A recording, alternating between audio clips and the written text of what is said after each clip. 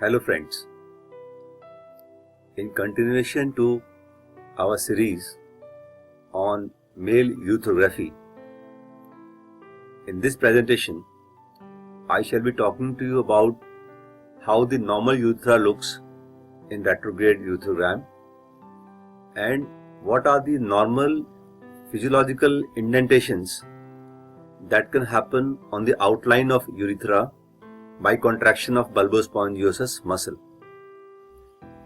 The learning objectives of this presentations are to, as I said, number one, to tell you the normal radiographic anatomy of the urethra and to tell you what indentations can be created on the outline of urethra by the fibers of bulbospongiosus muscle. I should tell you about what happens by anterior group of fibers, what happens by posterior group of fibers, and what kind of indentations take place by the middle group of fibers of bulbospongiosus. I'll elaborate about these three groups shortly from now. Before you see more details of retrograde ureterography, you should remember that this is not a physiological study because the contrast material is injected in a retrograde fashion from the external urinary meatus, and that too under some pressure. Normally one passes urine in antegrade manner, so this is reverse. That's why the name retrograde ureterography. Also you should remember that whatever caliber that you see on ureterogram is exaggerated caliber. The reasons are two. One, that there is some distance between the urethra and the film, and this will depend upon the build of the patient. Bulkier the patient, more will be the distance between the penis and the plate, extra film, capped below the bucky. And second reason is the urethra is distended by the pressurized injection of contrast in its lumen. So remember, the caliber looks exaggerated on the film. Now this is the normal retrograde ureterogram picture in a male, and when you see such a film, you should be able to spot out certain landmarks. For example, the first is the external urinary meatus where the filling device has been introduced. Second, you should be able to identify the pendulous urethra. Third, the bulbar urethra. Fourth is a place where you have the external urinary sphincter fibers and they create some indentation, and this is membranous urethra. And above that you'll find a negative filling defect which is caused by verumontanum, and above that is a place for prostate, normal prostate, and this also causes compression on the urethra in a resting state. So that part of urethra also looks narrow on RGU, and this above that you will see what is known as bladder neck, and above the bladder neck you will see a variable size of the bladder, as this will depend upon the amount of urine in the bladder at the time of the test. So you have these 7 landmarks that you should be able to identify. You minimum should be able to identify bulbar urethra, membranous urethra, and verumontanum. The verumontanum is a word translated from Latin, and this means a mountain ridge. And if you see veru shadow in this picture, you will see it looks like just the ridge which has come up inside within the river.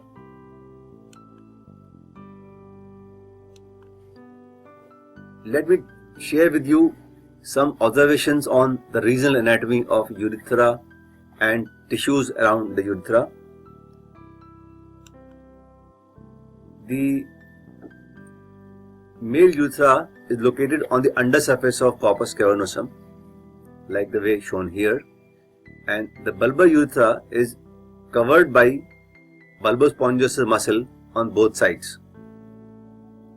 This is the lateral profile of the bulbous urethra, wherein you see a prostatic urethra and a membranous urethra entering into the bulb, and over the bulb you see corpus cavernosum, and which is attached to the undersurface of pubic symphysis. The bulb is invested by the bulbous spongiosum muscle, as I showed you. It has firstly anterior group of fibers which begin from the central tendon, go on both sides of the bulbous urethra, traverse anterior laterally and get attached to the sides of cavernosal bodies. This anterior group of fibers in past was known as compressor radicis penis. Then there are group of fibers which are most posteriorly placed and they wrap the posterior part of the bulbous urethra, or you may call posterior most part of the corpus spongiosum. This is a muscle which is like a cap over the bulb. The fibers traverse sideways anterolaterally and both side fibers meet over the bulbous urethra in the midline by a tendinous structure, and this has been shown in this diagram as green structure, right? So this green is a tendinous structure and rest of the muscle is a muscle valley. This muscle is known by name as compressor nudi urethrae. In past this was called as musculus compressor hemisphere bulbi. Now, as the name indicates, this part of the muscle compresses the posterior most part of the corpus spongiosum. Then there is a third part of the muscle which is a middle group of fibers which covers the anterior fiber as well as the posterior fiber, and as you can see in this picture, it is in form of bundles, right? These bundles come from below the bulb, go by the side on either side and then get attached to the undersurface of cavernosal bodies mostly. The middle group of fibers, usually they don't meet in the midline. They remain attached to the undersurface of corporal bodies. The main function of this muscle is to create compression of the bulbous urethra, and that is why this is known as muscular compressor bulbi proprii. So you should understand that a single bulbospongiosum muscle comprises of these three distinct fibers, and these fibers have been named separately. In one of my videos on YouTube, I explained the function of this bulbospongiosum muscle and what is the function of each group of fibers. The anterior group of fibers in some patients go higher up. They go higher up from the lateral side of cavernosal bodies. They go over and they cross over the crural bodies, over the dorsal vein of penis and meet from the other side. So then this forms a kind of a loop over the dorsal vein of penis. This is known as Houston loop, and this loop is said to compress dorsal vein of penis, and that is how it helps in maintenance of erection. So accordingly, when the muscle becomes like a loop, this was named as musculus compressor veni dorsalis penis. Now I want to show you another animation. Here in this you will see bladder neck, prostatic urethra, membranous urethra, bulbous urethra and then down. This is the kind of shadow that you see on the X-ray picture. But you should remember what are the structures lying just lateral to this radiographic shadow. The prostate lies here. Just below the prostate lies an external urethral sphincter. Both prostate as well as external sphincter create a compression effect on the posterior urethra. Then is the urogenital diaphragm, which also creates the constriction effect on the urethra. Then there is a corpus spongiosum which is wrapping the urethra from all sides. It is more bulky ventrally than dorsally, and over this corpus spongiosum is the muscle bulbospongiosus muscle. As you will appreciate in this picture, that as the urethra descends down from the urogenital diaphragm and enters the corpus spongiosum, a part of the urethra is bare It is not wrapped by anything, neither the corpus spongiosum nor the bulbous spongiosum muscle. And this part is known as pars nudi urethrae. Nudi means nude. So this part of urethra, the small part of urethra, which is like a wedge of the urethra below the urogenital diaphragm, is nude, not covered by either of the bulb or the muscle. This has relevance on the radiographic anatomy, and I'll touch upon this a little later.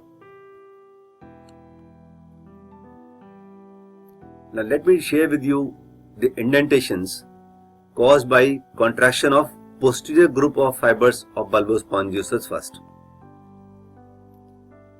And then I'll tell you other group of fibers.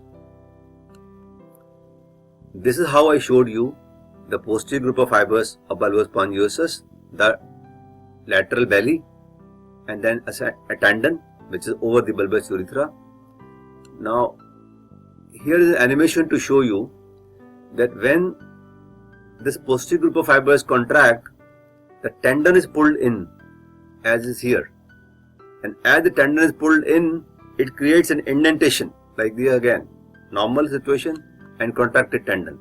So when the muscle contracts, the tendon is pulled into the urethra and then it causes an indentation at this point, and this is also known as dorsal incisura, as you can see in this picture. So when the posterior group of muscle contracts, it results into various effects on the posterior part of bulbous urethra. The pattern one is the dorsal incisura, which is created by the contraction of the tendinous part of the posterior group of fibers. This is again another example of pattern 1, where the indentation has been caused by the tendinous part of the posterior group of fibers. The second pattern is where the indentation is caused posterior ventrally by the contraction of the belly of the muscle. This is what is the indentation caused posteriorly by contraction of the belly part, right? In another pattern, which is I call third pattern, where the entire muscle, the global muscle, contracts, the belly also posteriorly, the side fibers also, the tendon also, so everything contracts around the proximal most part of the bulb, resulting into underfilling of the posterior part of the bulb. And then you see these kind of pictures also, which is pattern 4th. In pattern 4th, you will see a kind of a lateral indentation on the proximal bulb, as shown by the yellow arrows in the 3 pictures, and you will see as if something has been denting here, and this is due to contraction of a part of the muscle. Okay, so the posterior group of fibers, depending upon what part of this muscle is contracting during the male ureterography, you get these one of these patterns, pattern 1, 2, 3 or 4, and you can get various combinations. Sometimes the fibers contract too much and you get real, neck effect on the proximal most part of the bulbous urethra. Then you should know the indentations caused by the contraction of middle group of fibers of bulbous spongiosum. The middle group of fibers, as I said, are known as musculus compressor bulbi proprii, and that is the structure as you can see in this picture. They are like bellies, and these bellies go from posterior side, move on to the anterior side. Now when the contrast is injected in the bulbous urethra, the bulb of the urethra is stimulated by the contrast. And you remember the bulbous spongiosum reflex. When you stimulate the bulb inside, it leads to contraction of the bulbous spongiosum muscle fibers. So the muscle fibers can have a reflex contraction. Say here, this is an animation again. This is how the posterior most, the middle fibers are wrapping under surface of the bulbous urethra, and when they contract, they create an indentation on the outline of urethra. Say as shown in this picture, you will see the 3 indentations on the undersurface marked by yellow arrow. These are indentations caused by contraction of middle group of fibers, or sometimes like this, or sometimes even like this. And these are all normal variations. kindly do not interpret them as pathological findings. There are physiological changes happening because of urethral distension. Then let me tell you what kind of indentations are caused by the contraction of anterior group of fibers of bulbospongiosus. This is the anterior group of fiber known as compressor radicis penis, and when you inject the contrast, and at that time if it contracts, it will create this kind of angulation at penobulbar junction. Or if the penis has been stretched out a little bit and slightly more full, more turgid, you see this Houston loop is crossing over the corpus cavernosal bodies. So when it contracts, it compresses the urethra against the cavernosal bodies, and then it can actually create a big indentation like this one. You should know, when you see a filling defect at this point in male ureterography, you should remember this anterior group of fibers, that they might have caused it. This is not stricture here. This is completely normal. So thank you very much, friends, for listening this presentation, and I hope I have been able to tell you what are the physiological indentations created on the outline of male urethra. So if you have any questions pertaining to this presentation, you can ask me on my email drdallela24@gmail.com, or you may see more similar videos of this lecture series on Dallela Academy of Urology. Thank you very much and have a good day.